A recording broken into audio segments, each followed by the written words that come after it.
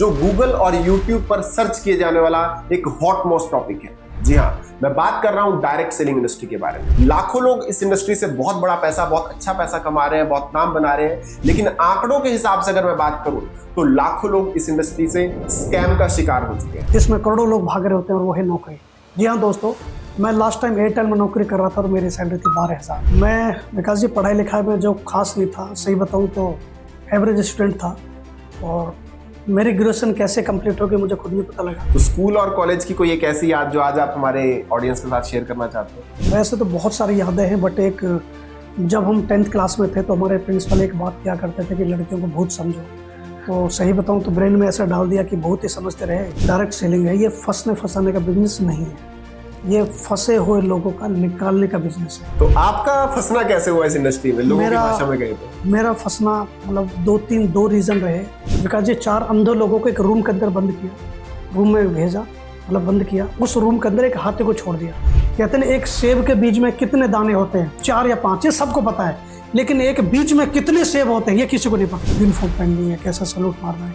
जब हर चीज़ की ट्रेनिंग होती है तो यहाँ भी करोड़पति बनने की ट्रेनिंग क्यों नहीं होगी? बेकार काम है। मैंने मम्मी को बोला, माँ एक काम करना, अखबार में निकाल दो, मैं तुम्हारे औलाद नहीं हूँ। मेरी जो भाभी जी है एक दिन सूजी को भून रही थी, सूजी भून रही थी, तो मैंने बोला भाभी जी क्या बना रहे हो?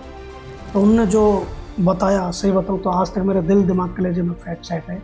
उन्होंने बोला कि करोड़पति बनने की दवाई बना रहे हैं। तो ये भी बताता था कि मैं जिस बैकग्राउंड से आता हूँ उस बैकग्राउंड में मेरी ये सोच ही नहीं थी कभी मेरे पास कार भी होगी, कभी हम कार भी लेंगे। क्या गवर्नमेंट ऑफ इंडिया की तरफ से भी इस इंडस्ट्री को लेकर कुछ रूल्स रेगुलेशन बने हैं? और दूसरी तरफ इंटरव्यू जो फेल है, स्कूल मतलब टीचर बेकार, क्लास बेकार, कोर्स आउट ऑफ सिलेबस आया था, यानी कि जो question paper out of syllabus आया था, स्कूल करे बम लगा दो स्कूल में, बेकार स्कूल है। उनका ये व्यूज होगा। जब आपका वो वाला जीवन था स्कूल कॉलेज वाला, तो कभी उस जीवन में आपने किसी लड़की के लिए कोई शायरी बोली हो, गाना गाया हो?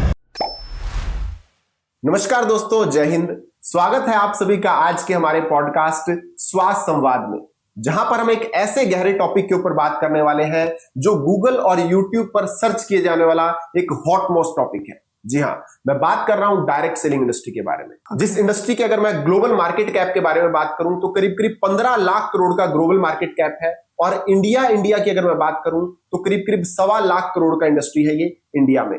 तो इतना बड़ा ये इंडस्ट्री है, फिर भी बहुत सारे लोग इसको स्कैम कहते हैं। जी हाँ, लाखों लोग इस इंडस्ट्री से बहुत बड़ा पैसा, बहुत अच्छा पैसा कमा रहे हैं, बहुत नाम बना रहे हैं, लेकिन आंकड़ों के हिसाब से अगर मैं बात करूं तो लाखों लोग इस इंडस्ट्री से स्कैम का शिकार हो चुके हैं। तो ऐसा क्यों है कि बहुत सारे लोग इस इंडस्ट्री को स्कैम कहते हैं? क्या है वो नजरिया जिसकी वजह से लोगों का यहां पर नुकसान हो जाता है? तो उन सारे सवालों के जवाब आज के इस पॉडकास्ट में आपको मिलने वाले। तो क्या ये इंडस्ट्री सच में सही है या एक स्कैम है? जैसा कि हमने बहुत सारे लोगों से सुना है, क्योंकि लोगों ने वीडियोस में सुना है, अपने फ्रेंड से सुना है, बहुत सारे मीम्स इस इंडस्ट्री के बारे में बनते हैं। तो ये तो एक पहलू हो गया जहां से आप ये डिसाइड करते हैं कि इंडस्ट्री स्कैम है। लेकिन वहीं पर दूसरे वर्ग के लोग भी हैं, दूसरा पहलू भी है, जो लोग कहते हैं कि ये इंडस्ट्री बहुत सही है। तो आज इस इंडस्ट्री के दूसरे पहलू को भी हम जानने वाले हैं कि इस इंडस्ट्री में कितनी सच्चाई है, क्या सही है, क्या गलत है। जैसा कि मैं बार बार कहता हूं कि हर चीज की एक इंफॉर्मेशन होती है और एक नॉलेज होती है। तो इंफॉर्मेशन क्या है? लाइक एक डॉक्टर क्या करता है? दवाई देता है, ट्रीटमेंट करता है, डायग्नोज करता है बीमारी को, इलाज करता है बेसिकली, है ना। ये आपको भी पता है और हमें भी पता है। ये क्या है? इस चीज के बारे में हमारी इंफॉर्मेशन। नॉलेज किसको है? उस डॉक्टर को जिसने बिहाइंड प्रॉपर जाके उस इंडस्ट्री का स्टडी किया, एजुकेशन लिया, और आज वो लोगों को ट्रीटमेंट देता है। तो ये उसका नॉलेज है। यानी कि जब कोई व्यक्ति उसका डिटेल में जाके स्टडी करके उसको सर्व करता है तो वो नॉलेज होता है, और जो आपको मोटी मोटी चीजें आमतौर पर पता होती हैं वो इंफॉर्मेशन होती है। तो आज उसी तरह से डायरेक्ट सेलिंग इंडस्ट्री के एक्सपर्ट, इस इंडस्ट्री के डॉक्टर आज हमारे साथ मौजूद हैं, मिस्टर राजपाल सर। जी हाँ, एक ऐसी शख्सियत जिनका डायरेक्ट सेलिंग इंडस्ट्री में बहुत बड़ा नाम है, एक सफल व्यक्ति है डायरेक्ट सेलिंग इंडस्ट्री में, और लाखों लोगों की इंस्पिरेशन है। घर, गाड़ी, बंगला, जो सब सपने लोग इस इंडस्ट्री से अचीव करने की ड्रीम देखते हैं, वो सारे सपने यहां से पूरे कर चुके हैं, लाखों लोगों को ट्रेनिंग दे चुके हैं। तो उनसे आज हम जानेंगे कि डायरेक्ट सेलिंग एग्जैक्टली क्या है, कैसे काम करता है ये पूरा मॉडल, और क्या ये स्कैम है या एक जेन्युइन इंडस्ट्री है। तो वो सारे सवालों के जवाब इस पॉडकास्ट के अंत तक आपको मिलेंगे। और दोस्तों, आपने राजपाल सर को कहीं ना कहीं जरूर देखा होगा, सुना होगा, उनकी वीडियोस देखी होंगी, उनकी ट्रेनिंग वर्कशॉप अटेंड की होंगे, लेकिन आज प्रोफेशनल राजपाल सर के साथ साथ पर्सनल राजपाल सर से भी हम आपको इंट्रोड्यूस करवाने वाले हैं, उनकी पर्सनल लाइफ के बारे में बहुत सारी बातचीत करने वाले हैं। राजपाल सर के बारे में थोड़ा सा इंट्रो अगर मैं आपको बताऊं तो राजपाल सर बेसिकली राजस्थान से हैं और करीब करीब 41 वर्ष पूर्व वो दिल्ली आ चुके थे और दिल्ली आकर उन्होंने डायरेक्ट सेलिंग इंडस्ट्री को ज्वाइन किया और आज ऑरिटिक्स लिमिटेड के सेल्स एंड मार्केटिंग हेड के तौर पर यहां पर काम कर रहे हैं और 25 सालों का उनका अनुभव है डायरेक्ट सेलिंग इंडस्ट्री का। तो अपने उसी अनुभव के निचोड़ पर आज हम यहाँ पर बातचीत करेंगे, उनसे सवाल पूछेंगे इस इंडस्ट्री के बारे में कि क्या सच में ये इंडस्ट्री स्कैम करती है या एक अच्छी अपॉर्चुनिटी है। तो ये सारी चीजें आपको इस पॉडकास्ट के अंत तक क्लियर होने वाली है। तो चलिए बिना किसी देरी के अब डायरेक्ट इंट्रोड्यूस करते हैं हमारे आज के special guest mister Rajpal sir. तो सबसे पहले तो सर स्वागत है आपका हमारे पॉडकास्ट में। Thank you so much, thank you. तो सर आपको कैसा लग रहा है हमारे पॉडकास्ट? बहुत ही अच्छा लग रहा है मुझे, बहुत अब दिल से खुशी हो रही है जी।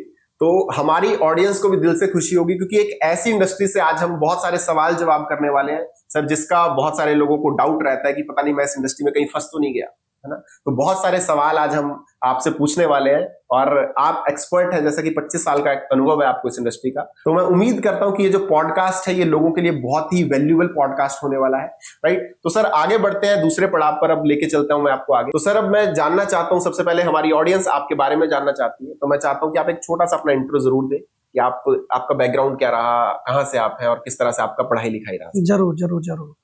दोस्तों मेरा नाम राजपाल सिंह और बाय बर्थ में, जैसे कि विकास जी ने बताया कि मैं बाय बर्थ राजस्थान से बिलोंग करता हूं और दिल्ली में करीब करीब 41 साल पहले हम लोग आ गए, पूरी फैमिली के साथ हम लोग आए और अनॉथराइज्ड कॉलोनी में आए हम लोग। उसके बाद पढ़ाई लिखाई की, जैसे कि हम लोगों को बताया जाता है कि पढ़ो लिखो और नौकरी करो। तो मैंने पढ़ाई लिखाई की, पढ़ाई लिखाई करने के बाद मैंने बीकॉम किया। बीकॉम करने के बाद ज़िंदगी में जैसे बताया जाता है कि कुछ करना चाहिए ताकि फ्यूचर बढ़िया हो जाए, तो मैंने ट्यूशन सेंटर चलाया। 2 साल मैंने ट्यूशन सेंटर चलाया, राज ट्यूशन सेंटर, और करीब करीब 72 बच्चों का मेरे पास बैच आता था। मीन्स सुबह ब्रेकफास्ट में बच्चे आते थे, लंच में बच्चे आते थे और डिनर में बच्चे आते थे। तो करीब करीब ये 2 साल तक का सफ़र रहा। 2 साल बाद ये सब कुछ करने के बाद मैंने ये फील किया कि जो आज बच्चे मेरे साथ में पढ़ रहे हैं, जिनको मैं पढ़ा रहा हूँ ट्यूशन सेंटर यानी जो मेरा था उसमें, ये बच्चे मेरे पास में कल नहीं होंगे या नहीं होंगे, ये मुझे कैरियर की चिंता थी। तो मुझे बाद में लगा कि ये फ्यूचर नहीं है। तो मैंने 2 साल बाद अपने ट्यूशन सेंटर को बंद किया और एक उसी दौर में निकल गए जो सभी बोलते हैं, जिसमें करोड़ों लोग भाग रहे होते हैं, और वो है नौकरी। जी हाँ दोस्तों, मैं लास्ट टाइम एयरटेल में नौकरी कर रहा था और मेरी सैलरी थी 12,000। जिंदगी चल रही थी, बढ़िया चल रहा था। तो उसके बाद फिर एक ऐसी इंडस्ट्री से रूबरू कराया जिसका आज विकास जी के जो यहाँ स्वास्थ्य संवाद में आज मैं यहाँ आया, इन्होंने कहा कि सर आज लोगों को हम आपके जो उस पहलू के बारे में बताना चाहते हैं जो लोगों ने अभी तक नहीं देखा। तो और दूसरी बात, कुछ लोगों को मैसेज आपके थ्रू पहुंच जाए ताकि वो अपनी ज़िंदगी में जो हताश है या नकारा है या नेगेटिव है, वो कुछ आपकी इस वीडियोस के माध्यम से, इस पॉडकास्ट के माध्यम से उनको एक मैसेज पहुंच जाए और वो ज़िंदगी में कामयाब हो जाए। तो आज ये हमारा जो आज का पॉडकास्ट है ये सक्सेसफुल रहेगा। बहुत बढ़िया। तो सर अब जैसा कि आपने बताया कि आप राजस्थान से थे, 41 साल पहले आप दिल्ली आए, तो सर मैं सबसे पहले अब पॉडकास्ट को हम नेक्स्ट पड़ाव पर लेके जा रहे हैं। बहुत इंटरेस्टिंग चीज होने वाली है इस पॉडकास्ट में। तो सर सबसे पहले मैं आपके एजुकेशनल बैकग्राउंड के बारे में बात करूंगा कि आप पढ़ाई लिखाई में कैसे थे।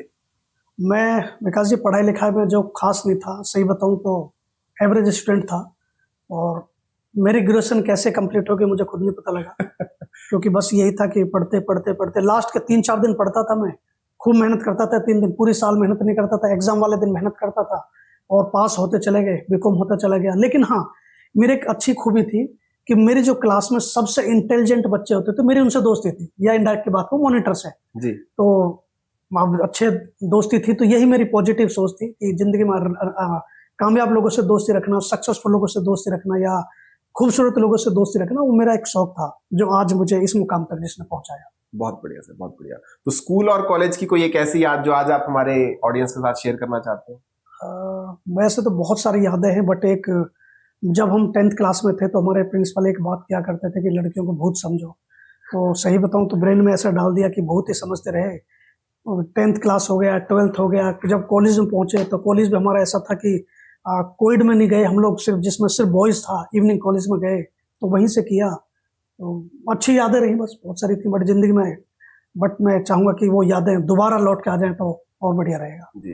अब हम चलते हैं डायरेक्ट उस पड़ाव की तरफ जिसका लोगों को बड़ी बेसब्री से इंतजार है, यानी कि डायरेक्ट सेलिंग से जुड़े आपके करियर के बारे में, है ना। तो अब सर मैं आपसे सबसे पहले ये पूछना चाहता हूं कि जैसे बहुत सारे लोग क्या कहते हैं कि डायरेक्ट सेलिंग एक फंसने फंसाने का बिजनेस है, तो आप इस इंडस्ट्री में कैसे फंस गए, पहली चीज। दूसरी चीज, क्या ये एक्चुअल में फंसने फंसाने का बिजनेस है या सिर्फ लोगों का भ्रम है? पहली बात तो ये जो इंडस्ट्री है, ये जो डायरेक्ट सेलिंग है, ये फंसने फंसाने का बिजनेस नहीं है। ये फंसे हुए लोगों का निकालने का बिजनेस है। क्या बात है सर, क्या बात है, बहुत बढ़िया। फंसे हुए लोगों को निकालने का बिजनेस है डायरेक्ट सेलिंग जी।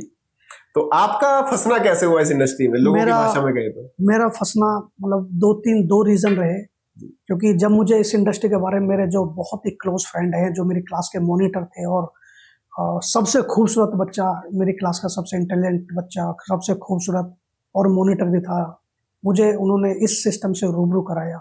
जब मैंने इस इंडस्ट्री को प्लान देखने गया तो मुझे आज भी याद है, 25 साल पहले जब मैं गया तो उन्होंने एक बात बोली थी कि राजपाल सबसे बढ़िया कपड़े पहनना। तो मैं जो मेरे पास सबसे बढ़िया कपड़े थे वो पहन के गया। और शाम को एक फंक्शन है, क्योंकि पहले ऐसे इनवाइट करते थे, फंक्शन है जी। तो हमारे लिए फंक्शन का मतलब तो खाना पीना होता है, तो पूरा तैयार रहे। और सही बताऊं तो पूरे दिन खाया भी नहीं, कि शाम को फंक्शन है इसलिए भूखे भी रहे कि ज़्यादा खाएंगे ना, बढ़िया माल मिलेगा।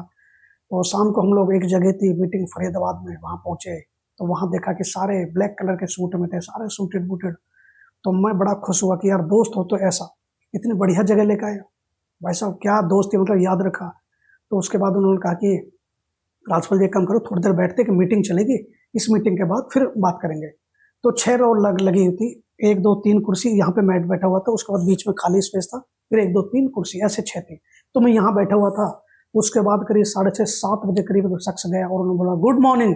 तो जैसे गुड मॉर्निंग बोला, मैं उनको कोहनी मारी, मैंने कहा यार हम अमेरिका में तो है नहीं, क्योंकि हमको तो बचपन में एक ही चीज़ सिखाई, सुबह को बोलते हैं गुड मॉर्निंग, दोपहर को बोलते हैं गुड आफ्टरनून और रात को बोलते हैं गुड नाइट।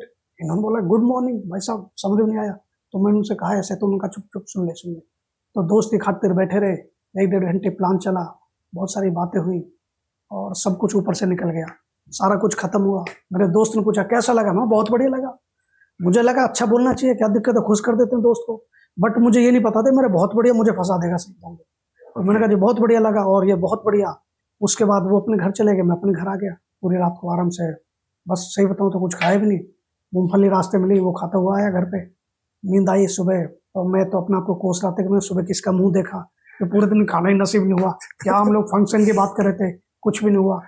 तो वापसी आके सो गए। सुबह करीब 10 बजे करीब उनका कॉल आया, क्योंकि लैंडलाइन था उस समय, मोबाइल नहीं था मेरे पास में। तो लैंडलाइन पे था, कॉल आया तो मैंने कॉल उठाया, तो मेरे उस दोस्त का कॉल था।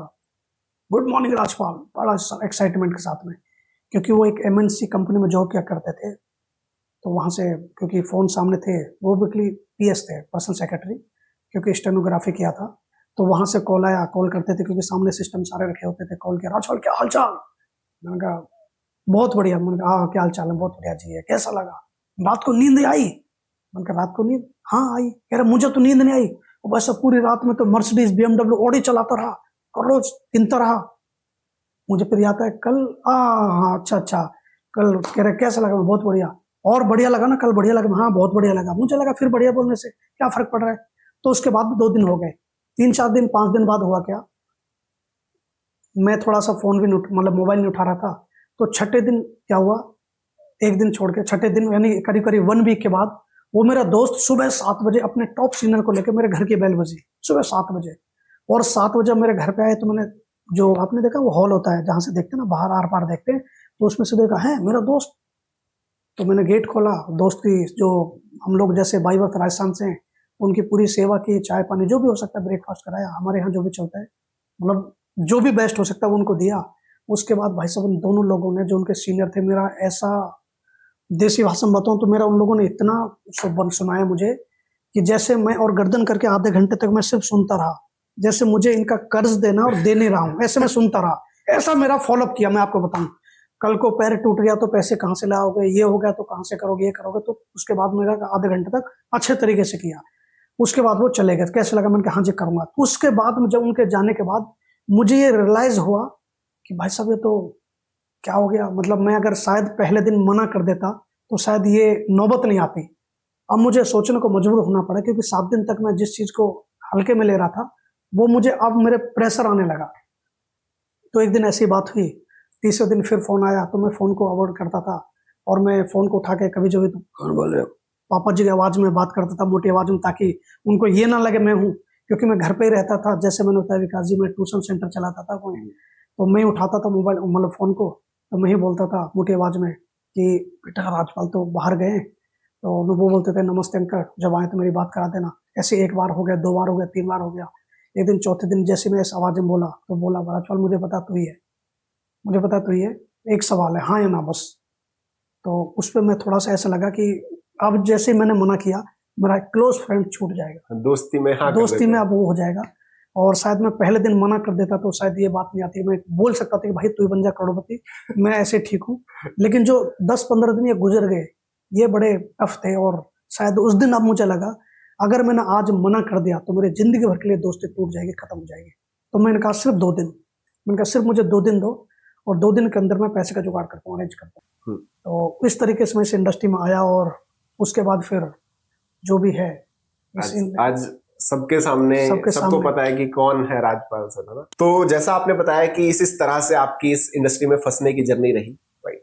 तो मेरा सवाल ये है कि क्या वाकई में आप जो फंसे, आप इसको फंसना मानते हैं? नहीं, मैं फंसना नहीं मानता। आज मैं दिल से पूरी मदर नेचर के सामने साक्षी मानकर मैं थैंक्स बोलता हूँ उस शख्सियत को, उस अपने प्यारे दोस्त को जो मुझे इस इंडस्ट्री में जिन्होंने लेकर आए या मुझे जोड़ा, मुझे फोर्स किया। दिल से शुक्रिया अदा करता हूँ मैं। यानी कि ये इंडस्ट्री फंसने फंसाने का बिजनेस नहीं है, ये लोगों का भ्रम है। ये बेसिकली मैं फिर दोबारा बोलूँगा, ये फंसने फंसाने का बिजनेस नहीं है। जो लोग फंसे हुए हैं, जो हम जैसे लोग हैं, जो गरीब लोग हैं, जिनके लिए ज़्यादा ऑप्शंस नहीं होते, उन लोगों को निकालने का बिजनेस है। जैसे अगर मैं बात करूँ तो ये इंडस्ट्री क्या, लोग कुछ ऐसे समझते हैं कि ये फंसने फंसाने का बिजनेस है, बेकार बिजनेस है, और चीट करते हैं लोग। तो इसको मैं एक एग्जाम्पल से बताना चाहूँगा। हुआ क्या कि विकास जी 4 अंधे लोगों को एक रूम के अंदर बंद किया, रूम में भेजा, मतलब बंद किया। उस रूम के अंदर एक हाथी को छोड़ दिया। उसके बाद उनसे पूछा कि थोड़ा सा बताओ इसके बारे में, क्या व्याख्या करोगे कि हाथी कैसा है, हाथी कैसा है, जबकि हमको पता था वो हाथी है, बट उनको नहीं बताया। तो 4 अंधों में से एक अंधे के हाथ में उसका पूंछ आया, तो पूंछ को उन्होंने बताया कि कुछ लंबा लंबा रस्सी जैसा होता है, हाथी रस्सी जैसा होता है, रस्सी जैसा होता है। दूसरा जो हुआ, उनको बताया कि बेसिकली एक के हाथ में उसका जो पैर था वो पैर आया, तो उसने बोला कि हाथी कुछ खंबे का टाइप का होता है, जैसे खंबा होता है ना, कुछ ऐसा होता है। तीसरे का हाथ में उसका सूंड आया, तो उसने बोला कि पतला फिर ऐसे ऐसे मोटा होता चला जाता है, इस टाइप का होता है। एक चौथे के हाथ में उसका बेसिकली जो भारी शरीर था वो आया, तो पूरा हाथ में नहीं आ रहा था उसके उसमें, तो उसने बोला था कि कुछ लंबा चौड़ा सा होता है, कुछ आकार बड़ा सा होता है, ये होता है हाथी। तो ऐसे ही डायरेक्ट सेलिंग की लोगों का ना व्यूज है, कोई कुछ बोलते, कोई कुछ बोलते, कोई कुछ बोलते हैं, लेकिन लास्ट में ये एक ही चीज कहूंगा, ये दुनिया की सबसे बेहतरीन इंडस्ट्री है अगर इसको सीखा जाए तो, समझा जाए तो। क्योंकि आज मैं ही नहीं, मेरे जैसे आज हजारों नहीं लाखों ऐसे एग्जाम्पल्स हैं, ऐसे टेस्टिमोनियल्स हैं जिन्होंने इस इंडस्ट्री से अपना नाम रोशन किया और अपने आज लग्जरी लाइफ को मेंटेन कर रहे हैं। बहुत सारे लोग हैं आज, इवन मेरे साथ में, जैसे मैं अपने बारे में थोड़ा बता दूं, आज 1 2 3 नहीं, करीब करीब 70-80 से ज्यादा मैं इस इंडस्ट्री में अपने ट्रेनिंग एजुकेशन से करोड़पति बनाया। बहुत सारी मैंने गाड़ियां अचीव कर रही अपनी टीम के अंदर, अपने लोगों को, अपने दोस्तों को, अपने जो मेरी टीम का हिस्सा बने, लग्जरी बहुत सारे फॉरेन ट्रिप्स अचीव कराए। ये वो लोग थे जिन्होंने जिंदगी में कभी कल्पना भी नहीं की थी कि हम कभी जहाज में जाएंगे। और सच बताऊं तो विकास जी, इन पे 90% लोगों के पास ना पासपोर्ट भी नहीं था, जिन्होंने पासपोर्ट भी तत्काल बनवाया, 20-20 हजार रुपए देकर पासपोर्ट बनवाया, और मेरे साथ बहुत सारे फॉरेन ट्रिप गए। तो सबसे पहली बात तो उन लोगों को पैसे वाले या सक्सेसफुल किया जिनका खुद का सोच ही नहीं था कि कभी हम 30-40-50 हजार भी कमाएंगे, और आज वो लाखों रुपए कमा रहे। तो इसका मतलब ये है कि ये इंडस्ट्री फंसने फंसाने का बिजनेस ना होके, फंसे हुए को, गरीब लोगों को, आर्थिक से जो रूप से संपन्न नहीं है, उन लोगों को संपन्न करने का बिजनेस है। बहुत बढ़िया। तो फिर सर ऐसा भ्रम लोगों के बीच क्यों फैल गया, मतलब ऐसा मार्केट में क्या चल रहा है जिसकी वजह से लोगों को ये कहना पड़ता है कि ये फंसने का बिजनेस है? एक्चुअली हिंदुस्तान एक बाइंग कंट्री है, जैसे चाइना एक selling country, Hindustan buying country है। तो होता ही है कि यहाँ पर हिंदुस्तानी लोग ना करने वाले लोग ज्यादा है, नकारा, जिन्हें हम चाहे कुछ भी बताइए, कामचोर बोलिए, फ्री का पैसा मिल जाए, फ्री के मिल जाए। जैसा आपने सुना होगा अपने नियर डियर से कि किसी का गवर्नमेंट जॉब लगा हुआ है, वो खाली है 5,000 देता है, जाता ही नहीं है, खाली कोई उसकी जगह हाजिर कोई लगा देता है, उसका बॉस हाजिर लगा देता है। तो ऐसा आपने सुना होगा। तो हिंदुस्तान में करीब करीब सोच लेना, ना करने वालों को फ्री का मिल जाए, फ्री की चीज मिल जाए, तो इसमें रहते हैं। तो इसीलिए आज की डेट में जितने भी, मैं हालांकि मैं फिर भी जो बोलने में कोई दिक्कत नहीं है, जितनी भी आप देखिए इन्वेस्टमेंट कंपनी चल रही है जिसमें डबल ट्रिपल कहा जाता है, उसकी वजह से हम लोग बदनाम है। क्योंकि प्रोडक्ट बेस्ड कंपनी में कोई दिक्कत नहीं है, जो लोग इन्वेस्टमेंट कंपनी में जाते हैं जहां पर पैसे को डबल ट्रिपल पैसे का रूटीन घुमाया जाता है, वो कंपनियों की वजह से रातों रात करोड़पति बनने का सपना, करोड़पति बनाया जाता है, जिसमें ऐसा आश्वासन दिया जाता है जबकि बनते नहीं है। क्योंकि इस दुनिया में मेरा अपना मानना है, 1 रुपए का 2 रुपए का फिक्स का बाप भी नहीं बना सकता।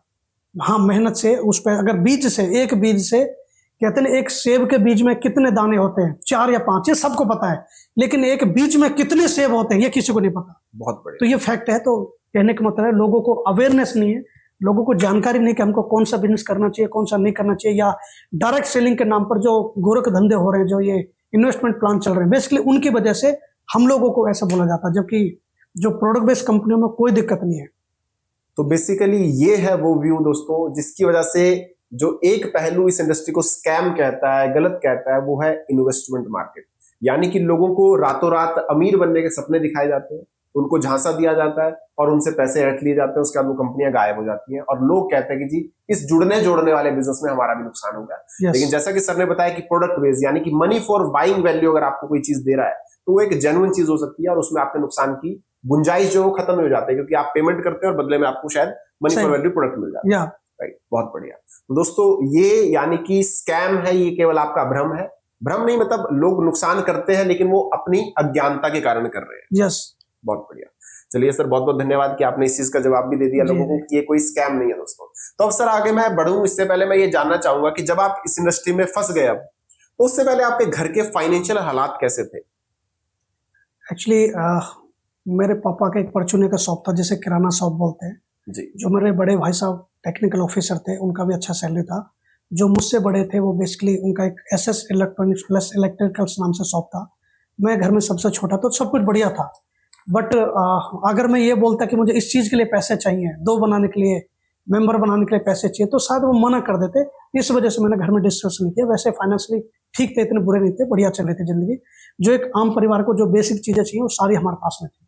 ओके, बहुत बढ़िया। तो यानी कि आप केवल अपने दोस्त के प्रेशर में इस इंडस्ट्री का हिस्सा बन गए और उस प्रेशर की वजह से आज आप इस मुकाम पर मौजूद हैं कि आप लोगों को ये चीज गाइड कर पा रहे हैं कि सही चीज क्या है और गलत चीज क्या है। बहुत बढ़िया सर। तो अब मैं ये जानना चाहूंगा, जैसे एक डायरेक्ट सेलर की जो जिंदगी होती है, इतनी आसानी से ये सब कुछ हासिल नहीं हो जाता। जैसे कहा जाता है कि भाई BMW मिल गई, घर मिल गया, बढ़िया अचीवमेंट हो गई, फॉरेन ट्रिप्स ले लिए, तो इसके लिए बहुत सारी मेहनत लगती होगी, बहुत सारे लोगों की बातें सुननी पड़ती होंगी। करेक्ट। तो ऐसे क्या क्या चैलेंजेस जब आप इस इंडस्ट्री में एंटर किया? आज तो चलो आप एक सक्सेसफुल लीडर हैं इस इंडस्ट्री के, करीब करीब लाखों लोगों को आप ट्रेंड कर चुके हैं, लाखों लोग आपके अंडर काम कर रहे हैं, राइट। लेकिन जब शुरुआती दौर रहता है तो क्या क्या चैलेंजेस फेस करने पड़ते हैं? लोगों के किस किस तरह के ताने आपको सुनने को मिले, और उनमें से कोई एक मोस्ट फेवरेट ताना आप बताएंगे जिस ताने की, जैसे कहते हैं ना, आग लग जाती है अंदर, यार इसकी इस बात ने मेरे को इतना गुस्सा दिला दिया कि जिसकी वजह आज यहां मेरी ये कामयाबी है। तो ऐसे कौन कौन से ताने आपको देखने को मिले, क्या क्या चैलेंजेस रहे? एक्चुअली इस इंडस्ट्री में सक्सेसफुल होने, सर्वाइव करना आसान नहीं है। आज आसान है, बट स्टार्टिंग में नहीं था। तो मुझे आज भी अपनी बहुत सारी किस्से याद हैं। जब मैं इस इंडस्ट्री में जुड़ा तो मैंने अपने दोस्त को बताया, तो पूरा तो आता नहीं था, जैसे तैसे टूट फूट बताया। उसके बाद मेरा दोस्त उस दिन के बाद गायब हो गया, वो मिला ही नहीं। तो मुझे लगा यार पता नहीं क्या हो गया, जबकि मैं तो उसके भले के लिए सोच रहा था, उसके फ्यूचर के लिए सोच रहा था। तो वो दोस्त हट गया। लेकिन मुझे ये बात है, जब मैंने अपने दूसरे दोस्त को बताया कि ऐसे ऐसे एक जगह चलना है, तो उन्होंने बोला वहाँ जहाँ उसको लेके गया था। यानी आप समझ जाना, मेरे जो पुराने दोस्त को मैं लेके गया था या बता रहा था उस बिजनेस के बारे में, उन्होंने उसको सबको बता दी, मेरे 4-5 दोस्तों को। मैं जिसको भी कॉल करता था, जिसको भी मैंने बताया, वो पहले बोलते थे कि वहाँ जहाँ, अच्छा वही करोड़पति बनने वाला जहाँ उसको लेके गया था। तो आप सोच के देखिए, मेरे 4-5 दोस्त हम क्लोज थे, 4-5 को पता लग गया। तो मुझे सही बताऊं, जिस दिन मैं जुड़ा था उस दिन अपने आप को मुगल आजम समझ रहा था। 4-5 दोस्तों से बात करने के बाद पगले आजम समझ रहा था। मेरी दुनिया लुट चुकी थी, मुझे लगा बन गया करोड़पति, बेकार काम है। तो मैं चुप बैठ गया। 1 दिन हो गया, 2 दिन हो गया, 3 दिन हो गया, 4 दिन हो गया, 5 दिन हो गया, 6 दिन हो गया। 7वें दिन मेरा दोस्त वो घर पे आ गया, क्योंकि मैं फोन भी नहीं उठा रहा, बात भी नहीं कर रहा था। तो घर पे आ गया, कह रहे क्या हुआ? कुछ नहीं, थोड़ा सा बिजी चल रहा था। जबकि मुझे नहीं पता, तो वो समझ चुका है। क्योंकि अगर कोई बंदा 2-4 दिन आपसे बात ना करे तो समझ जाना कहीं ना कहीं नेगेटिव है। तो मुझसे बात की, उन्होंने बताया क्या हुआ, कुछ नहीं। फिर 2-4 कहानी बोलते रहे, ये कहानी। तब मैंने बोला यार कोई जुड़ता ही नहीं है, बेकार काम यार, कहाँ फंसा दे। सही तो मैं तुझे ब्लेम नहीं करूँ भाई, कोई दिक्कत नहीं, मेरी गलती थी, पैसे चले गए, लेकिन अब मैं किसी को नहीं फंसाऊंगा। तो मैंने उनको ऐसा बोला। तब उन्होंने मुझे एक अच्छी बात कही, राजपाल, दुनिया में हर चीज़ का ना ट्रेनिंग होता है। सिखाई जाती है। हम डॉक्टर बनते हैं, ट्रेनिंग होती है, इंजीनियर बनते हैं, ट्रेनिंग होती है, वकील बनते हैं, ट्रेनिंग होती है, कुछ भी काम उठा लिया, छोटे से छोटा वॉचमैन बनते हैं, ट्रेनिंग होती है, कैसे यूनिफॉर्म पहननी है, कैसे सलूट मारना है। जब हर चीज़ की ट्रेनिंग होती है तो यहाँ भी करोड़पति बनने की ट्रेनिंग क्यों नहीं होगी? तब मुझे समझ में आया कि बात तो सही है। फिर मुझे कुछ किताबें दी, करोड़पति कैसे बने, बड़ी सोच का, बहुत कुछ बुक्स दी। बुक्स पढ़ते पढ़ते मुझे मोटिवेशन मिला, अच्छा लगा। कुछ बातें और समझ में आई, चलते रहे। लेकिन मजे की बात ये कि विकास जी, एक दिन क्या हुआ, मेरे पापा जी के पास कोई आ गया और मेरे पापा बोला कि आपका लड़का ना करोड़पति बनाता है। तो मेरे फादर ने शाम को बुलाया, इधर आवे, तो करोड़पति बनाता है, 100 रुपये सब्जी को तो देता नहीं, तो करोड़पति बनाता है। तो पढ़ा लगा, तो मैंने बताया नहीं, करोड़पति नहीं बनाता, मैं मतलब होम ट्यूशन पढ़ाने जाता हूँ। मैंने बोला, मैंने ये नहीं बताया कि मैं डायरेक्ट सेलिंग करता हूँ, मैंने बोला कि मैं ट्यूशन पढ़ाने जाता हूँ, होम ट्यूशन है। आई गई, बात बंद हो गई। फिर 5-10-15 दिन बाद फिर कोई बंदा हो गया, मेरे पापा को बताया, अरे अंकल जी, आपके जो लड़का है ना, लोगों से लाखों रुपए लगवाता है, 50,000 लगवाता है, ये लगवाता है, और कल को आपको देने पड़ेंगे। मेरे पापा पूरे जले भुने बैठे थे। शाम को मैं गया, इधर आ भाई, क्या काम करता है बता। तो मैंने बताया कि पापा जी, पहले बता, सही सही बता, ट्यूशन तो खैर नहीं पढ़ाता है, सही बता क्या करता है।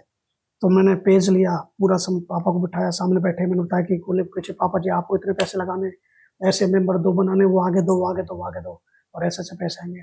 तो मेरे पापा ने स्माइल किया और बोले, बेटा अगर आज मेरी करीब करीब 62 साल की एज है, और अगर ऐसे लोग पैसे कमाते तो दुनिया कमाती। बाकी एक काम कर, तुझे हमने इतना पढ़ाई लिखाई, बीकॉम कराया तुझे, और तेरे नाम से भी खेत है। तो मुझे उस दिन बड़ा खुश हुआ। वो खेत का मतलब ये था कि मेरे फादर चाहते थे कि मेरा कोई गवर्नमेंट जॉब लगे, क्योंकि मैंने बीकॉम किया और मैंने goods guard, bank PO, SSC, बड़े सारे एग्जाम दिए। और सही बताऊं तो मैं रिजल्ट नहीं देखता था, क्योंकि ड्रीम कुछ और था। एग्जाम उसका वो नहीं देता था, रिजल्ट क्या होगा, एग्जाम देखा है, रिजल्ट देखता था। तो मेरे फादर बोलते थे कि तेरे नाम से खेत है। इसका मतलब ये था कि कहीं भी गवर्नमेंट जॉब लगेगा, जो भी अगर खेत बेच कर डोनेशन दे देंगे। इसका मतलब ये था। मुझे बाद में समझ में आया, क्योंकि उस समय ब्रेन ऐसा था ही नहीं।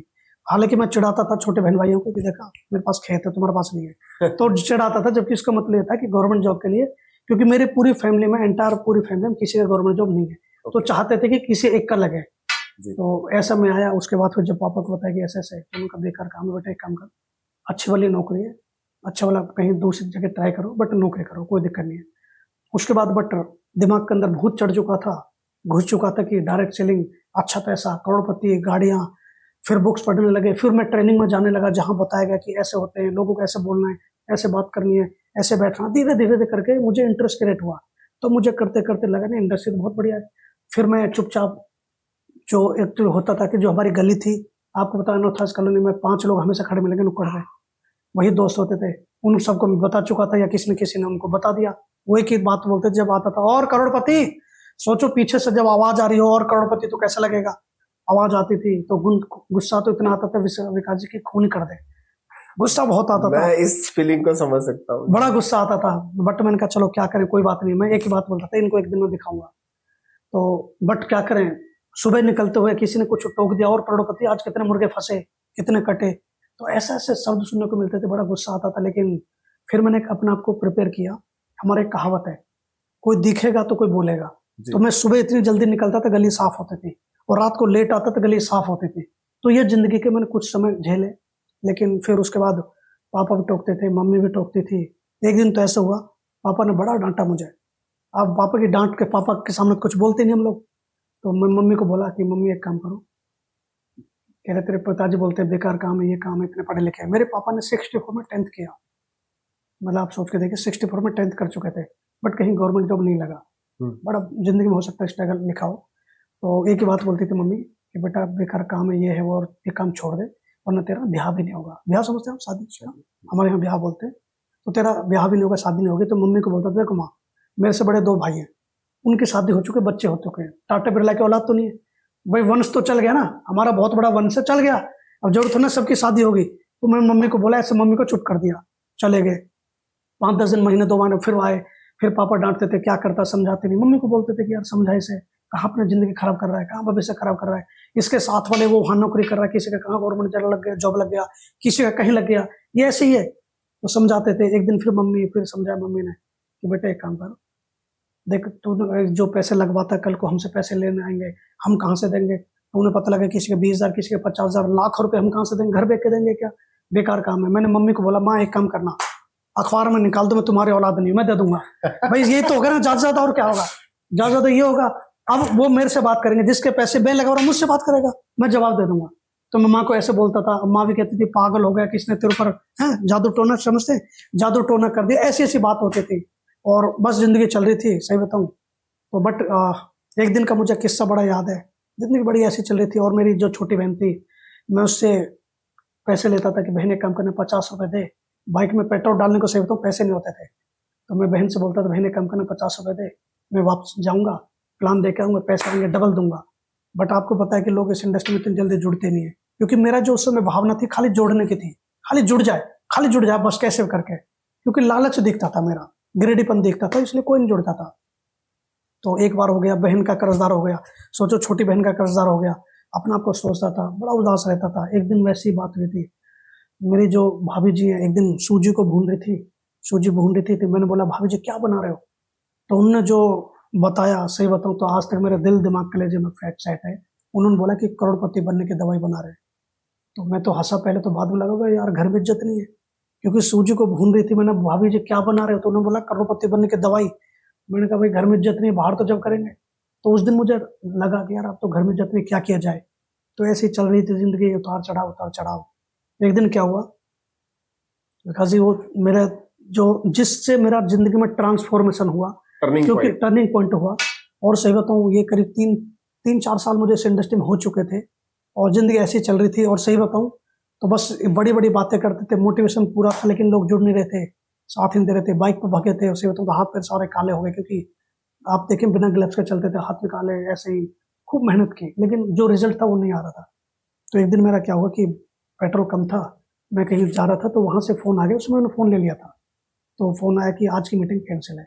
तो मैंने कहा एक काम करते, पेट्रोल क्यों खराब कर रहे, तो मैं वापसी घर चलता हूँ, 1 किलोमीटर ही पहुंचा था मैं। तो मैं वापसी यूटर्न लेके घर आया।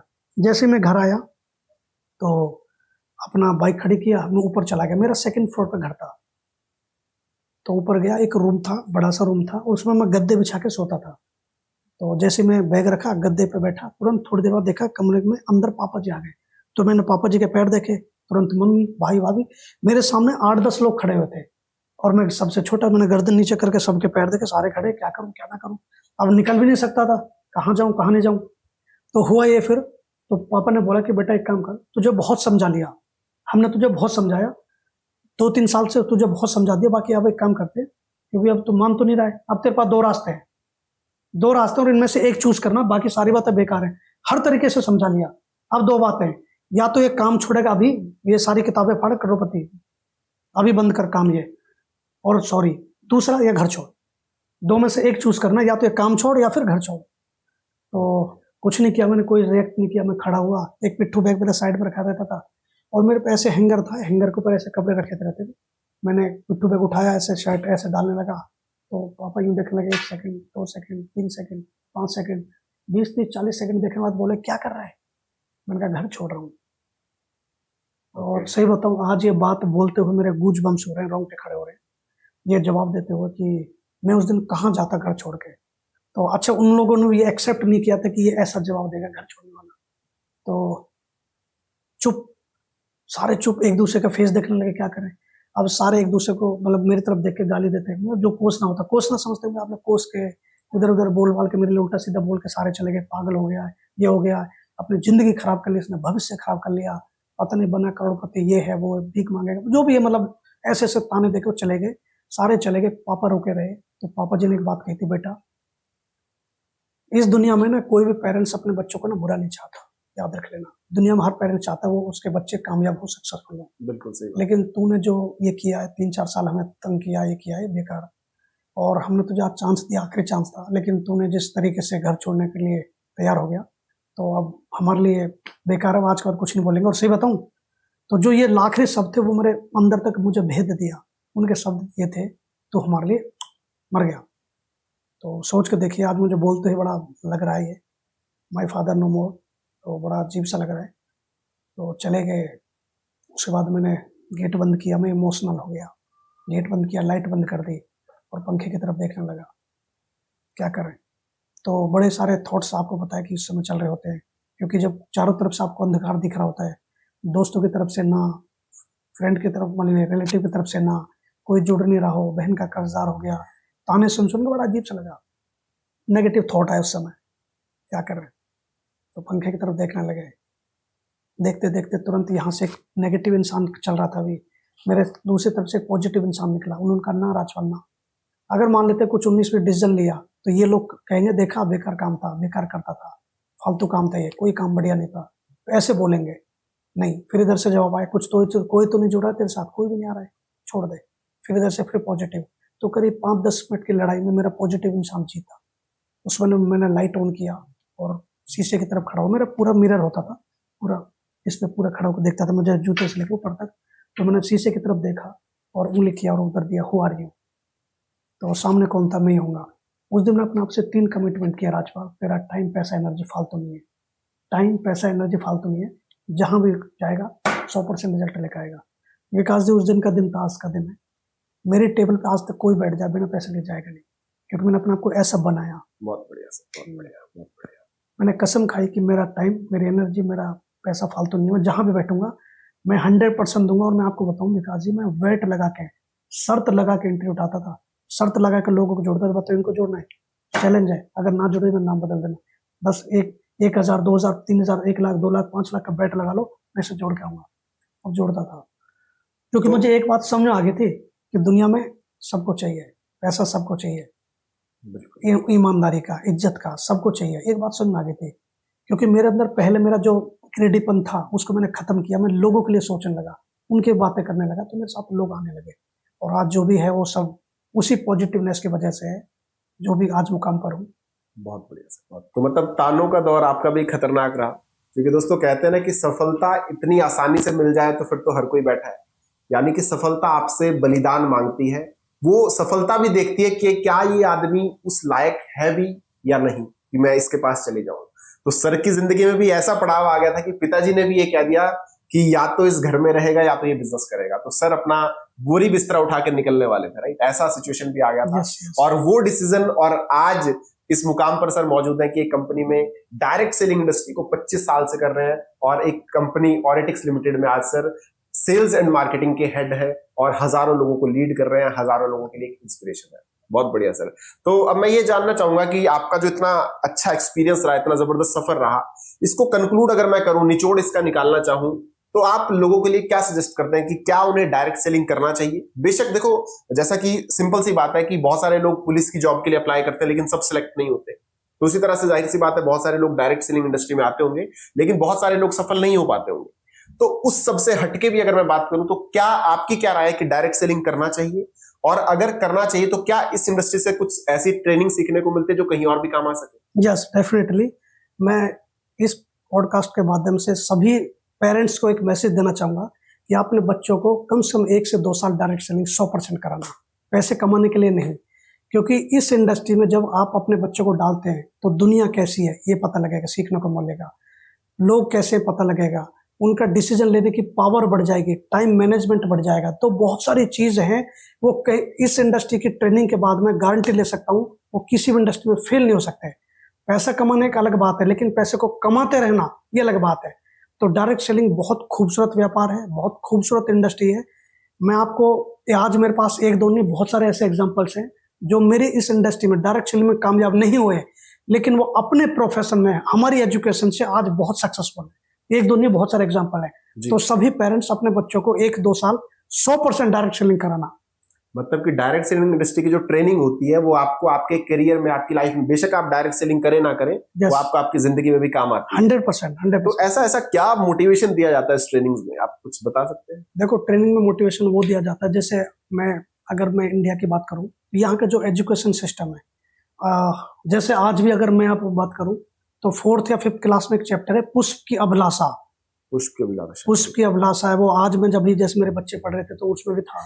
तो पुष्प की अभिलाषा से होके आगे आज वही चैप्टर, वही ढर्रे वाली चीजें। मैं ये नहीं कहूँगा एजुकेशन सिस्टम खराब है, बट आज ही वही चीजें चल रही है। जबकि आज जो डायरेक्ट सेलिंग में जो बताया जाता है वो प्रैक्टिकल होता है।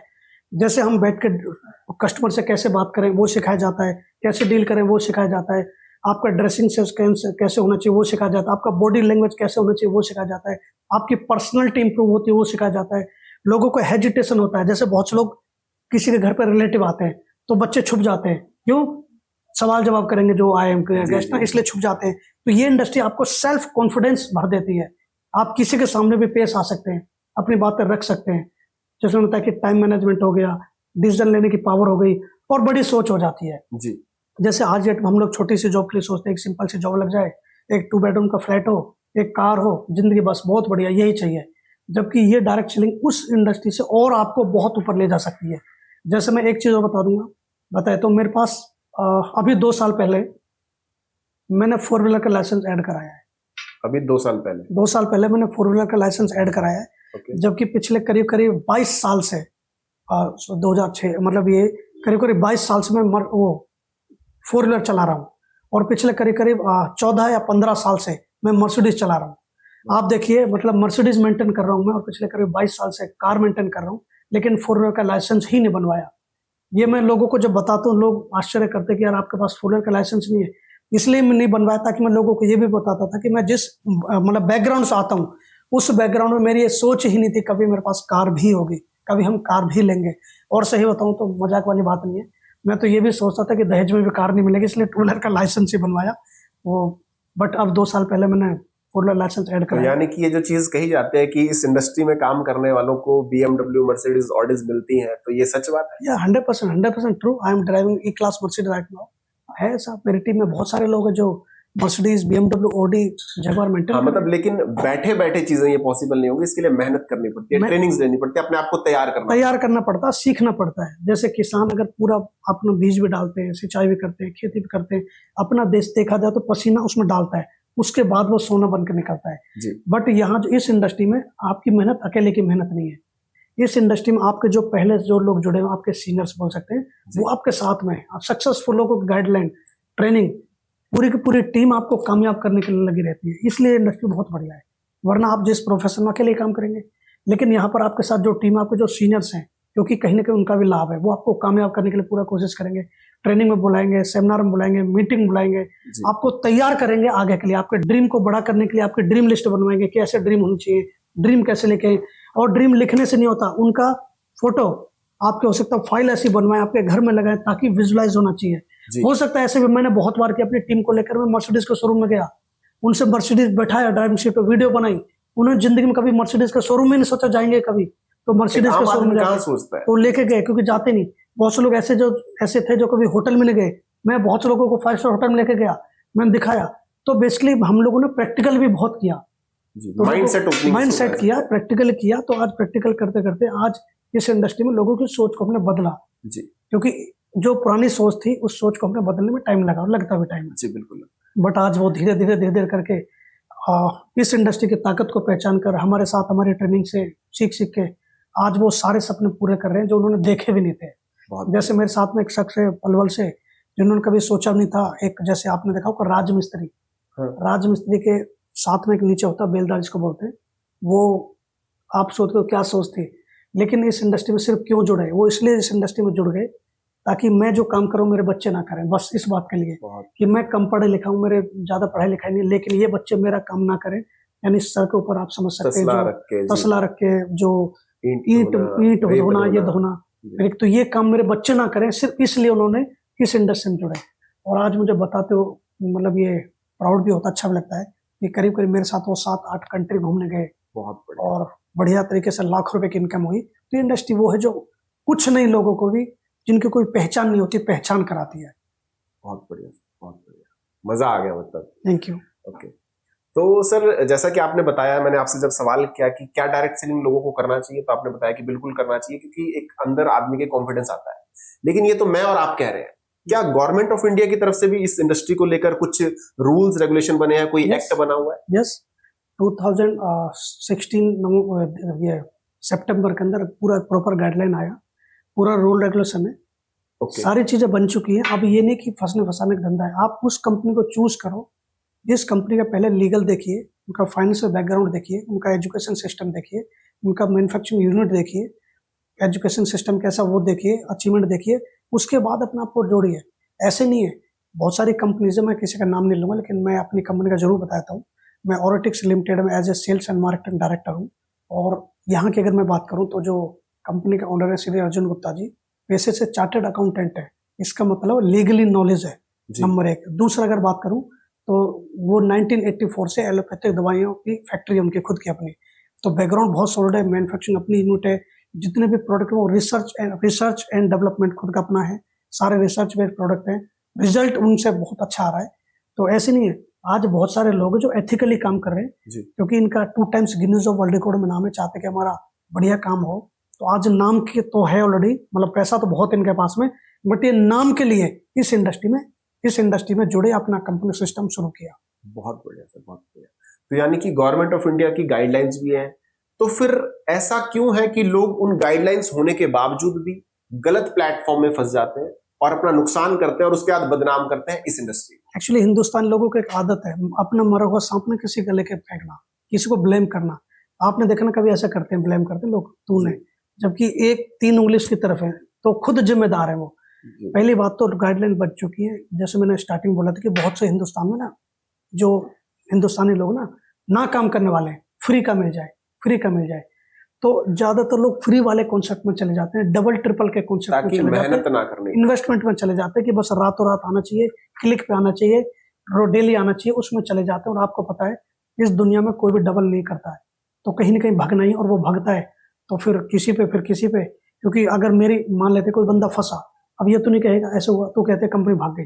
तो ऐसे लोग किसी न किसी को ब्लेम करते रहते हैं और इस इंडस्ट्री को बदनाम करने की कोशिश करते हैं। जी, मतलब कहने का मतलब है कि नकली कंपनियां असली कंपनियों का चोला ओढ़ कर आती हैं, लोगों के साथ स्कैम करती हैं और चली जाती हैं, और लोग उस हार का ठीकरा, जो अपने नुकसान का ठीकरा है, वो रियल बिजनेस के ऊपर ठोक देते हैं।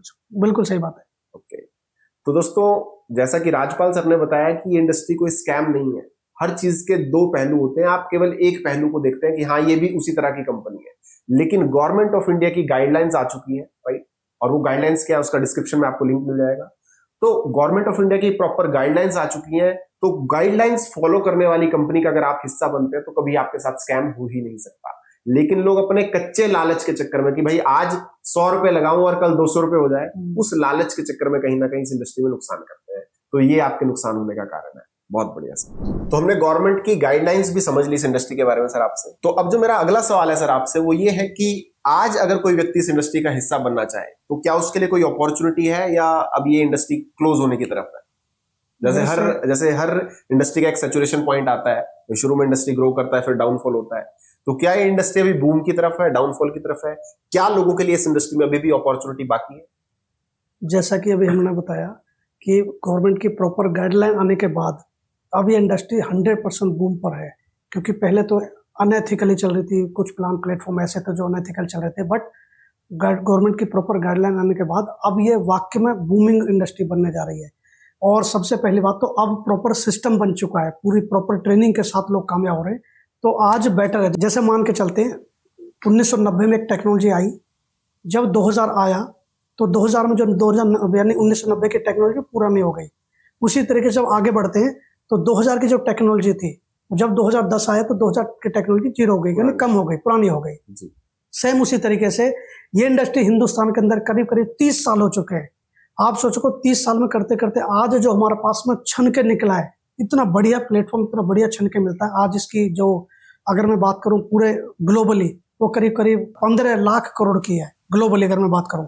अगर मैं इंडिया की बात करूं तो करीब 1.25 लाख करोड़ की इंडस्ट्री है, और अभी तो ये ग्रोइंग पे, बिकॉज अब लोग अवेयर हो चुके हैं इसके बारे में, लोग जान चुके हैं इसके बारे में इंडस्ट्री क्या है, क्योंकि आज लोगों के सामने बहुत सारे उदाहरण, एग्जाम्पल्स, टेस्टिमोनियल्स ऐसे बन चुके हैं जिन्होंने इस इंडस्ट्री से पैसा कमाया, जिन्होंने इस इंडस्ट्री से गाड़ियां ली हैं। आज ऐसे बहुत से उदाहरण बन चुके हैं, तो लोग आज ये सारा देख के इस सिस्टम को फॉलो कर रहे हैं और लोग इस इंडस्ट्री में जुड़ रहे हैं। आज बहुत सुनहरा मौका है, सही बताऊं, क्योंकि आने वाले कुछ समय बाद ये इंडस्ट्री अरबों करोड़ की होगी। तो आप सोच के देखिए हम कहाँ होंगे। तो जैसे कि आर्टिफिशियल इंटेलिजेंस का सर दौर आ रहा है, तो आर्टिफिशियल इंटेलिजेंस के दौर में डायरेक्ट सेलिंग इंडस्ट्री पे कोई इम्पैक्ट पड़ेगा, या एक अच्छा ऑप्शन है यहाँ पर डायरेक्ट सेलिंग में जुड़कर काम करने? वैसे तो मैं कहूँगा जितनी भी टेक्नोलॉजी आती है, टेक्नोलॉजी अच्छी भी होती है, बुरी भी होती है जी। तो मैं तो कहूँगा आज टेक्नोलॉजी के AI आने से आज अच्छी बात भी है कि हम अपने जो प्रोडक्ट को हम और अच्छे तरीके से प्रमोट कर सकते हैं और अच्छे तरीके से ऑडियंस तक पहुंचा सकते हैं, उसका अच्छे तरीके से डेमो दे सकते हैं, अच्छे तरीके से प्रिस्क्राइब कर सकते हैं, बढ़िया तरीके से उसका वीडियो सोशल मीडिया के माध्यम से कर सकते हैं। तो मेरा अपना मानना है कि जो पहले टेक्नोलॉजी थी AI के आने से, या न्यू जो नई टेक्नोलॉजी आने से ये काम बढ़ेगा ही। ओके, तो मतलब जैसे आर्टिफिशियल इंटेलिजेंस जैसे जैसे इंट्रोड्यूस हो रहा है तो आईटी इंडस्ट्री में बहुत इंपैक्ट पड़ रहा है, ले ऑफ हो रहे हैं जॉब के। तो मैं उस सेंस में भी ये जानना चाह रहा हूँ कि आर्टिफिशियल इंटेलिजेंस जैसे जैसे अब लागू होता रहेगा सिस्टम में, इंप्लीमेंट होता रहेगा चीजों में, तो क्या एक डायरेक्ट सेलर का भविष्य खतरे में नहीं होगा? एक्चुअली डायरेक्ट सेलिंग एक ऐसी इंडस्ट्री है जिसमें कोई फर्क नहीं पड़ेगा, मैं आपको बता दूं। क्योंकि जैसे आपको पता है कि बड़े सारी कंपनियां बंद हुई, मैं जैसे बताया कि मैं पिछले 25 साल से हूँ, और हालांकि मैं ये नहीं बताऊंगा कि क्या हुआ है, क्या मतलब पाया है। जबकि मैं आपको बता दूं, अभी जिस कंपनी के अंदर हूँ यहाँ पे कोई बड़ी बात नहीं है, मैं कितना काम करता हूँ कितना नहीं करता सबको पता है, क्योंकि हर इंसान के पास 24 घंटे और 80 ग्राम का दिमाग बराबर है। मैं भी वही काम करता हूँ, 24 घंटे मैं भी काम करता हूँ ज़्यादा से ज़्यादा, और मेरे पास ब्रेन 80 ग्राम का ही है।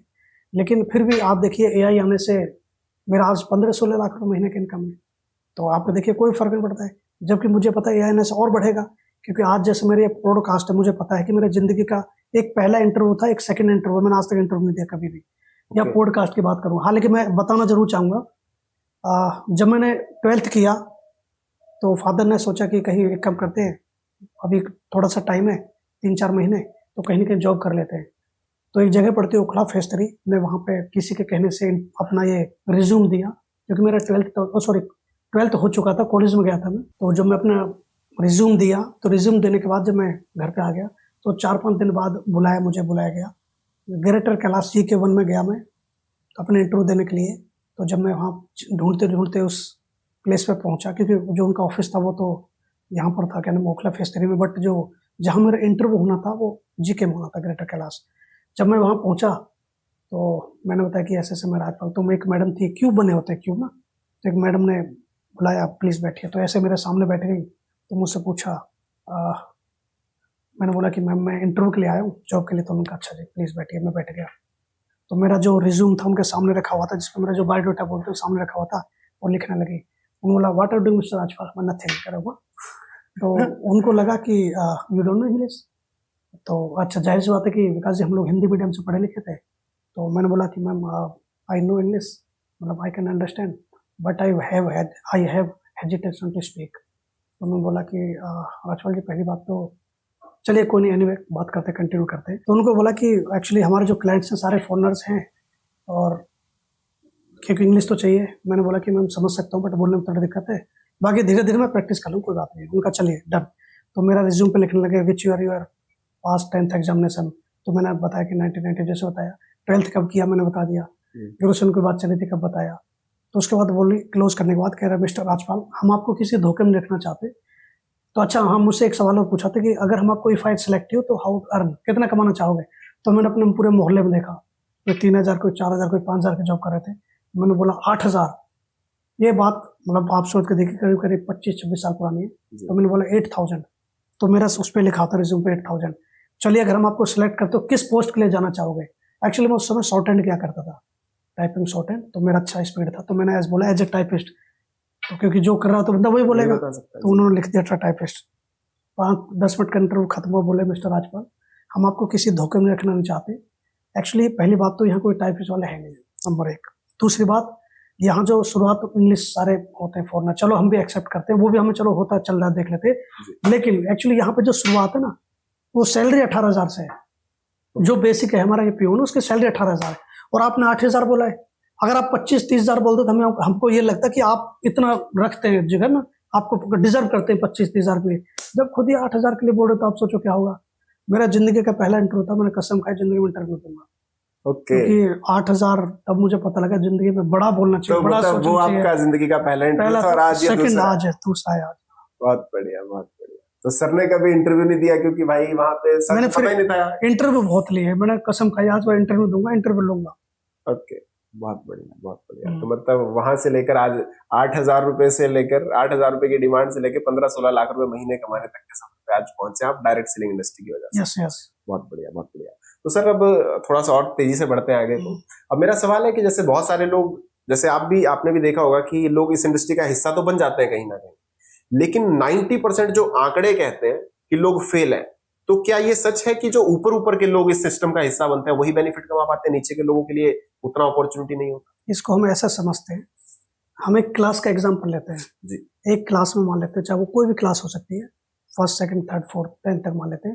एक क्लास में मान लेते हैं 30 बच्चे हैं, पढ़ाने वाला टीचर एक ही होता है, स्कूल भी सेम होता है, बुक्स भी सेम होती है, जब रिजल्ट आता है कैसा आता है अलग। तो इसका मतलब अब स्कूल की गलती है नहीं, टीचर की गलती है, ऑब्जर्व करने वाले की, वो सीख कैसा रहा है। सेम वही है। जो फर्स्ट आते हैं उनका सेम बैकग्राउंड से होते हैं सारे लोग, क्योंकि स्कूल में सब लोग वही किए, तो वो बेसिकली जो एजुकेशन लेते हैं, मतलब एक तरह का ये मान सकते हैं हम लोग सबके लिए सब कुछ सेम है। लेकिन जो सीरियस होते हैं, जो डिवोट कर देते हैं, वो फर्स्ट सेकंड थर्ड आ जाते हैं। जो डिवोट नहीं करते, कुछ लोग एवरेज रहते हैं, कुछ फेल हो जाते हैं। तो बेसिकली जो फेल हो जाते हैं, अब उनका इंटरव्यू लीजिए, कैसे बोलेंगे? चलो एक काम करते हैं, पहले उनका इंटरव्यू लेते हैं। जो पास है वो क्या बोलेंगे? स्कूल बढ़िया, बहुत बढ़िया, टीचर बहुत बढ़िया, किताब बहुत बढ़िया, मतलब हर चीज के लिए बेस्ट बेस्ट बेस्ट बेस्ट। अब दूसरी तरफ इंटरव्यू लीजिए, जो फेल है, स्कूल मतलब टीचर बेकार बेकार, क्लास बेकार, कोर्स आउट ऑफ सिलेबस आया था, यानी कि जो question paper out of syllabus आया था, स्कूल करे बम बम लगा दो स्कूल में, बेकार स्कूल है। उनका ये व्यूज होगा। तो सेम वही चीज है। अब इस इंडस्ट्री से कंपेरिजन कर लीजिए, ऐसे लोग जिनको बोला जाता है ऐसे वो करते हैं, ऐसे तो रिजल्ट कैसा आ जाएगा? बहुत बढ़िया से, मतलब ये 90% जो लोग फेल हो चुके हैं इस इंडस्ट्री में, उनके लिए बहुत क्लियर मैसेज है कि भाई आपका कहीं ना कहीं मिस्टेक है। अगर आप गलत प्लेटफॉर्म चूज कर रहे हैं, ट्रेनिंग नहीं ले रहे हैं, इंप्लीमेंट नहीं कर रहे हैं, चीजों को फॉलो नहीं कर रहे हैं, तो फिर आउटपुट भी जीरो ही आएगा, आप कुछ नहीं अचीव करने वाले, और ब्लेम आप इंडस्ट्री के ऊपर कर।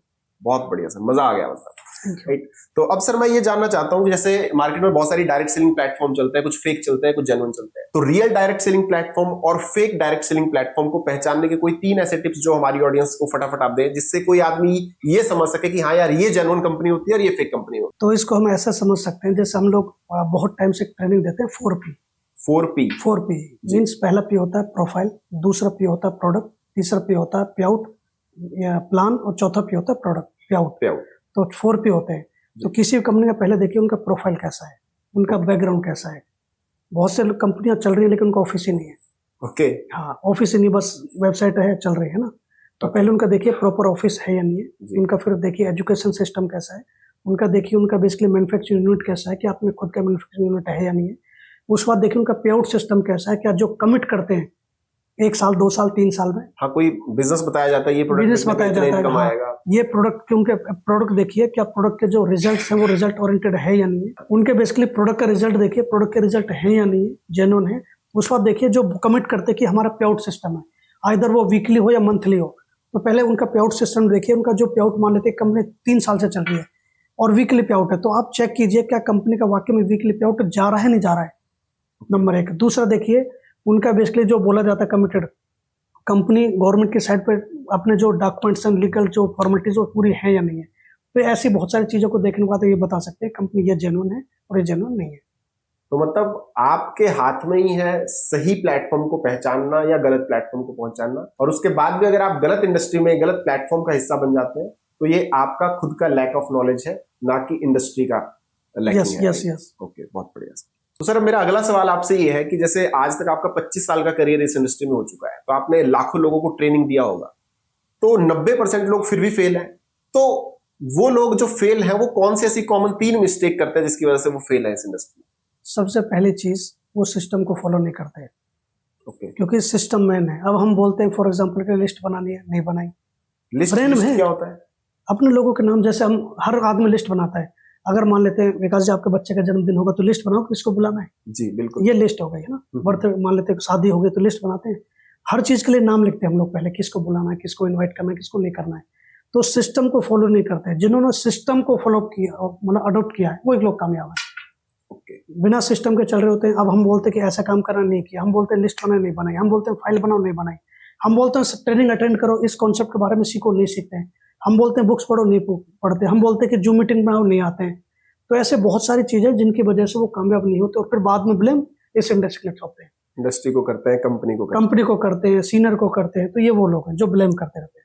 तो ये तो हो गए उनके रीजंस। तो आप इन लोगों को क्या सलाह देना चाहेंगे इस पॉडकास्ट के माध्यम से कि अगर सक्सेस होना भाई आने के लिए क्या है, यहाँ पर पैसा दिया, प्रोडक्ट लिया तो कोई भी इस व्यक्ति इस इंडस्ट्री का हिस्सा बन गया, लेकिन आने के बाद आप क्या सलाह देना चाहेंगे हमारी ऑडियंस को कि क्या किया जाए जिसकी वजह से वो आपकी तरह एक सफल व्यक्ति इस इंडस्ट्री में बने? सबसे पहली बात तो अपने आप को डिवोट करना पड़ेगा। जो आपने कमिट किया, आप टाइम के पंक्चुअल रहिए। जो आपने टाइम दिया पहला बात वो कीजिए। आपने किसी से जो प्रॉमिस किया उसको पूरा निभाइए।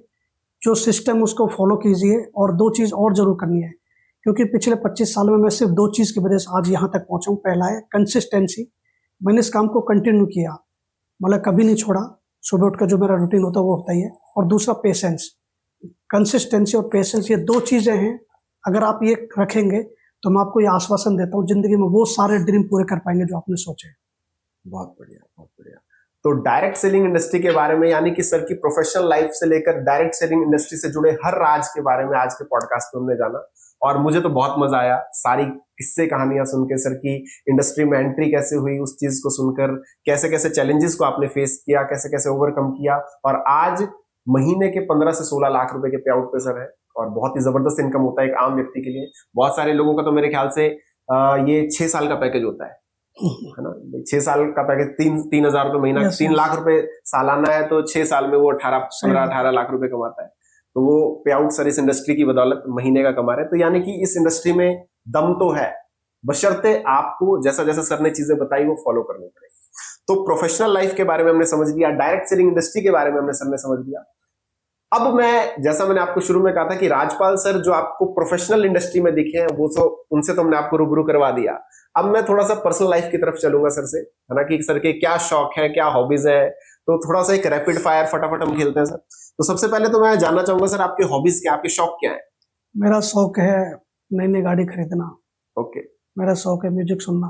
बहुत बढ़िया। और दोस्तों के साथ पार्टी करना। तो जब आप खाली समय में होते हैं तो आप यही सब करते हैं, ठीक है।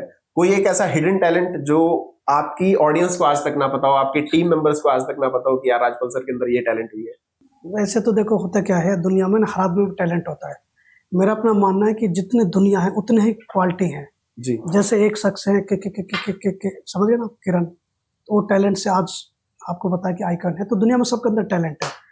तो जिस दिन आप अपना टैलेंट को पहचान जाएंगे, उस दिन आप अपने आप को जान जाएंगे। तो टैलेंट तो खैर क्या, बस ये है कि मैं ये समझ गया कि आप दुनिया में सबको पैसा चाहिए, जोड़ना बड़ा आसान है। तो ये क्योंकि मैं जिस प्रोफेशन हूँ वहाँ पे लोगों को जोड़ा जाता, तोड़ा नहीं जाता है। बहुत अच्छी बात है, जोड़ने की इंडस्ट्री है, तोड़ने की नहीं है।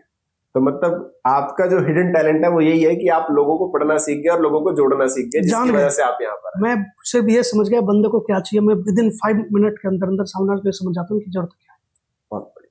चलिए सर, अब एक फन रैपिड फायर हम खेलते हैं। आपकी फेवरेट हीरोइन कौन सी है? और ये बड़ा समय के हिसाब से बदलते रहते हैं वैसे तो। बहुत सारी फेवरेट हो रही है। अब तो खैर नहीं, उस समय शर्मिला टैगोर हुआ करती थी। ओके। और आज जमाने के लोग हैं। और आज अभी कौन, आलिया भट्ट है। Alia Bhatt. Okay. Favourite song कौन सा आपका? ऐसे तो मेरे को एक्चुअली क्या है, सैड सॉन्ग बहुत पसंद है। ओके। मतलब चलते रहते हैं जो दिल टूटा पूरे, नहीं दिल टूटा नहीं है, अच्छा लगा। मेरा मोटिवेशन वो है। ओके। मेरा मोटिवेशन वो है, मैं कहीं जैसे ट्रेनिंग देने जा रहा होता हूँ तो बेसिकली वो चलते हैं, मैं जाके बहुत फायर करता हूँ। मतलब एक आग भरते हैं अंदर। आग भरते हैं। तो मुझे स्लो म्यूजिक बड़ा अच्छा लगता है। लव मैरिज या अरेंज मैरिज? अरेंज हुई, अरेंज है या नहीं, अरेंज ही हुई है। ओके। अरेंज हुई, लेकिन बाद में टूट गई, फिर उन्हीं से हुई। तो अरेंज लव मैरिज जो मर्ज समझिए, दोनों चीजें। ओके ओके ओके, बहुत बढ़िया। चलिए, सुबह उठते ही सबसे पहली चीज आप क्या करते हैं? सबसे पहले मैं मातृभूमि को प्रणाम करता हूँ, नेचर को प्रणाम करता हूँ, क्योंकि हम सब स्वस्थ उठते हैं तो ये मतलब समझिए थैंक गॉड, नेचर का थैंक्स जरूर बोलना चाहिए, क्योंकि बहुत से लोग सुबह का दिन नहीं देख पाते। तो सबसे पहले मेरा काम उठ के नेचर को छूना है, मदर नेचर को।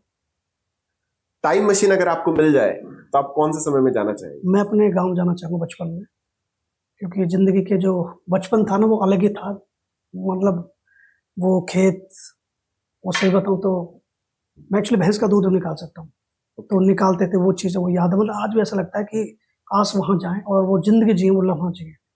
मैं आज 5, 10, 20 करोड़ रुपए दे सकता हूँ, 100 करोड़ रुपए दे सकता हूँ, अगर मुझे कोई वहाँ पहुँचा दे तो। अच्छा सर, नेक्स्ट सवाल कि क्या आपने अपने स्कूल कॉलेज लाइफ में किसी लड़की के लिए शायरी कही हो या गाना गाया हो? एक्चुअली विकास जी, पहली बात तो हम जिस स्कूल में रहे वो वहाँ पे लड़कियाँ थी नहीं। हम बॉयज़ वाले स्कूल में पढ़े, 10th तक पढ़े, उसके बाद 12th तक पढ़े, देन कॉलेज में गए, वो भी बॉयज़ वाले में गए। और 10th में मेरे जो हमारे प्रिंसिपल थे एक बात बोलते थे कि लड़कियों को भूत समझो।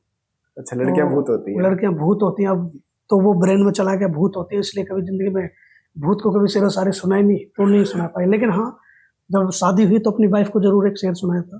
तो आज भी वो ये की बात बोलते हैं, शेर बहुत बढ़िया था।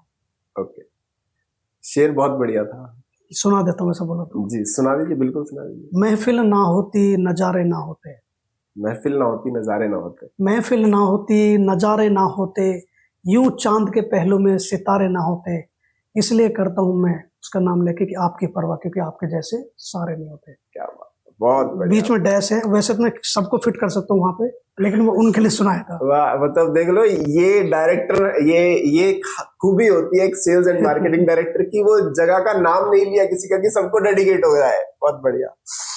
आपका हेल्दी फूड क्या है? वैसे तो मुझे नॉनवेज पसंद है। अच्छा, कोई एक हेल्दी फूड जो आप बताना चाहें? हेल्दी फूड वैसे तो मैं ऐसे बताऊँ, सीजन का जो भी फ्रूट होता है वो खाता हूँ। ओके। एक हेल्थ टिप जो आप फॉलो करते हैं सुबह उठ के? वही जो अपना एक मोदी जी जो उसको पीते हैं, सी बकथोन लेता हूँ मैं सुबह उठ के। सी बकथ्रोन लेते हैं, ओके। कौन सी एक ऐसी चीज है जो आप लोगों को अवॉइड करने की सलाह देंगे?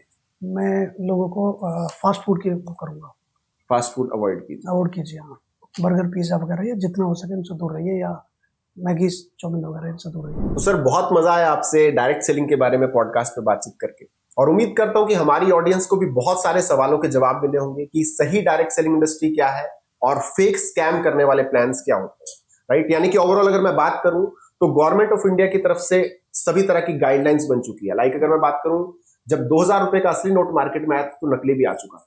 तो उसी तरह से जब रियल डायरेक्ट सेलिंग कंपनी आई तो नकली भी आ गई। लेकिन उस 2000 रुपए के नोट को पहचानने के लिए भी सही क्या है, सही नोट कौन सा और फेक नोट कौन सा है, गवर्नमेंट ऑफ इंडिया ने उसके पहचान के चिन्ह बनाए होते हैं, कुछ साइन बनाए होते हैं कि ये असली नोट है, ये नकली नोट है। ठीक उसी तरह से जो मेरा ऑब्जर्वेशन आज के पॉडकास्ट से रहा कि गवर्नमेंट ऑफ इंडिया ने डायरेक्ट सेलिंग इंडस्ट्री को लेकर बहुत सारे रूल्स बनाए, क्योंकि दोस्तों 15 लाख करोड़ का मार्केट कैप है वर्ल्ड वाइड, 125 लाख करोड़ का मार्केट कैप है इंडिया का। तो जब कोई इतने करोड़ों के मार्केट कैप का इंडस्ट्री है तो वो स्कैम कैसे हो सकता है? तो यानी कि गवर्नमेंट ऑफ इंडिया ने प्रॉपर रूल्स एंड रेगुलेशन बनाया इस इंडस्ट्री को लेकर। उन रूल्स एंड रेगुलेशन को फॉलो करके अगर आप इस इंडस्ट्री में काम करें तो आपको कभी भी नुकसान नहीं होगा, आप एक सही प्लेटफॉर्म का हिस्सा बनेंगे। लेकिन अगर आप कच्चे लालच में जाएंगे, जैसा कि सर ने बताया कि कंपनियां होती है जिनकी वेबसाइट होती है, ऑफिस होता ही नहीं है ना, पैसे को दुगना तिगना करने का लालच आपको देते हैं, तो उस तरह के प्लेटफॉर्म में अगर जाएंगे तो डेफिनेटली आपको नुकसान होगा। लेकिन उसका जिम्मेदार प्लेटफॉर्म, इंडस्ट्री या सरकार नहीं है, आपका खुद का अधूरा ज्ञान है। तो उम्मीद करता हूं कि स्वास्थ्य संवाद के इस मंच से, डायरेक्ट सेलिंग के इस पॉडकास्ट के माध्यम से वो सही इंफॉर्मेशन, सही नॉलेज जो इस इंडस्ट्री की, वो हम आप तक पहुंचा पाए होंगे। तो इस पॉडकास्ट को देखिए और अधिक से अधिक लोगों के साथ शेयर कीजिए। तो आज के पॉडकास्ट में इतना ही। स्वास्थ्य संवाद में बहुत जल्द मिलेंगे एक नए एपिसोड के साथ, एक और नए गेस्ट के साथ। तो आज के पॉडकास्ट में इतना ही। जय हिंद। जय हिंद। Thank you.